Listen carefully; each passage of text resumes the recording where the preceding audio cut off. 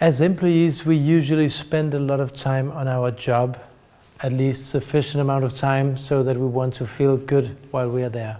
We want to feel successful, we want to feel happy and satisfied, we want to have the urge to go there, have fun and be happy when it's morning. Yes, another day at the office, I'm getting ready for it. Instead of saying, oh, I'm going to call in sick or whatever happens.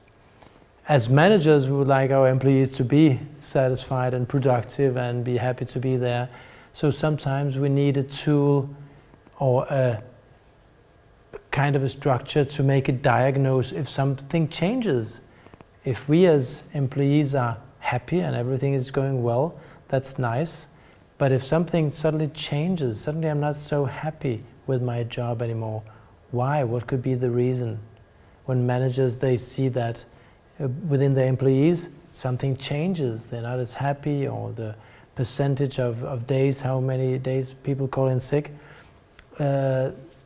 increases, then I have to probably change something. Or did something change that created that symptom? We have a model over here made by Hackmann and Oldhams. They made a motivation theory where they show something about what mechanisms influence on the job satisfaction.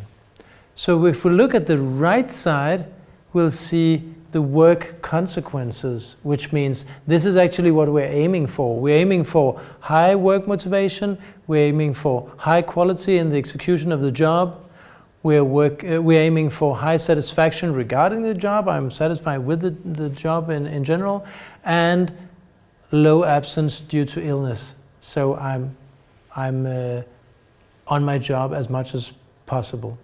Of course, if I get that fulfilled as an employee, depends on my level of need for development and how you could say how critical I am and eager to achieve a lot in my job. Some people, they just have a job to finance their own spare time, and they maybe don't challenge their job or the job description or the work very much, but a lot of people do. I want to get a lot out of my job, I want to increase my market value, I want to challenge myself. So on the lower part of the model you can see that of course the level of the employee's need for development, personal challenges, high performances, challenging work influences how likely I will get satisfied. The column in the middle, you'll see the critical psychological conditions, which means if something changed in the right column, the motivation decreases in the work consequences, or the quality of the execution of the job decreases, or there's a lot more illness than before, or the satisfaction regarding the job, you see the employee satisfaction is also decreasing. Then it could be something you see in the middle here. Maybe the perception of the meaningfulness of the work, of the job changed. Maybe I don't see it as meaningful as before, something changed. Or my perception of responsibility for the result, maybe I don't get as much responsibility to do maybe my frames where I can work. I don't work as independent as I did before. Maybe something changed in the framework. Or the knowledge of the actual results. If I don't hear or see anything about how is it going, the efforts I do, what comes out of it? Do we achieve the results? Do I know where we are heading and if we are successful or not? If something changed in my information, it will affect, of course, the work consequences on the right side. So what could influence the critical psychological conditions? Well, it could be the job characteristics. So on the far left in the column there, you'll see if there are some variations of skills, so I don't feel as good as I did before. Suddenly I need to be more skilled.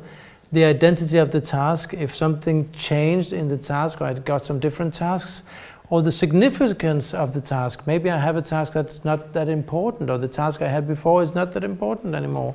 It will change my perception of meaningful work. What about you see on the left, autonomy. So if I don't feel that I can work independent as I could before, and I can make some decisions myself. I have to ask other people all the time, or the way I'm working is limited suddenly. It will of course influence my perception of the responsibility for the result. What about the feedback, as you see on the far left below? If I don't get enough feedback, is it going well, is it going not very well, then I'm not sure whether I'm successful or not. So all that influences. So see this as a model where you can adjust some things, where you can plan how to do it better, both as an employee but also as a manager, or you can make a diagnose and see where did something change, and do I need to change something in order to get a better result. That's what Hackmann and Oldham wanted to describe in this job characteristic model.